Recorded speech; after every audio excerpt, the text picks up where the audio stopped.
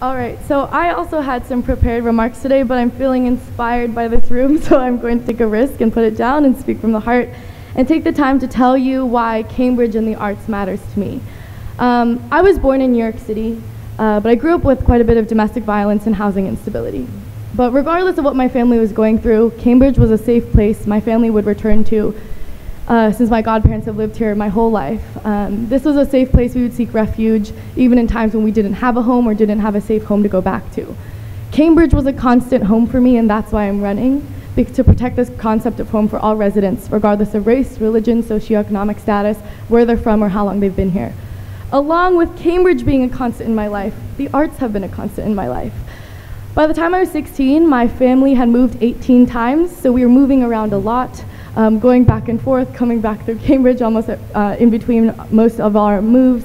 I started dancing when I was 2. I grew up in the dance community, started at Mark Morris, then Alvin Ailey. I was doing pre-professional ballet by the time I was 12 on Point. I did the whole Royal Academy of Dance track, so I've followed your work and I'm a really big fan. And I started singing and doing piano. The point of my career was when I was 8 and played at Carnegie Hall.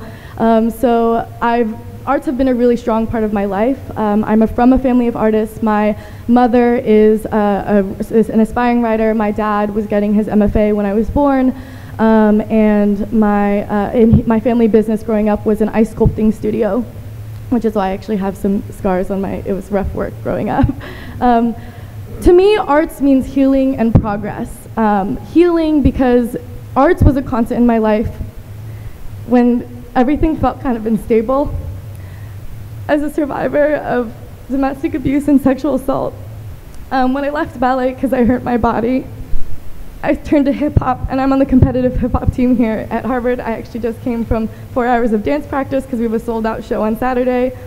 Arts and hip hop was a way I reclaimed my sexuality and my womanhood, and it's played a big part for my family, for my mom to heal through writing, and for my sister, who's now a graphic designer, using art for Black Lives Matter and to fight racial discrimination. And she found this art when she was hospitalized for an eating disorder.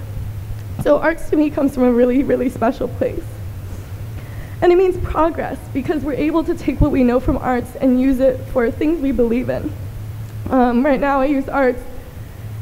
I'm the founding executive director of Period, which is the largest youth-run NGO in women's health, and we fight for equitable access to menstrual hygiene. When Trump was elected, when reproductive rights were being fought, my organization was a leading cause and working with photographers and artists and even painters who were using their menstrual blood to paint portraits of Trump. We did that. So to me, arts means healing. It means stability, and it means progress, and as a city councilor, I would fight for every child's access to have that outlet, because it is so important, regardless of socioeconomic status or where people are from. So that's what it means to me.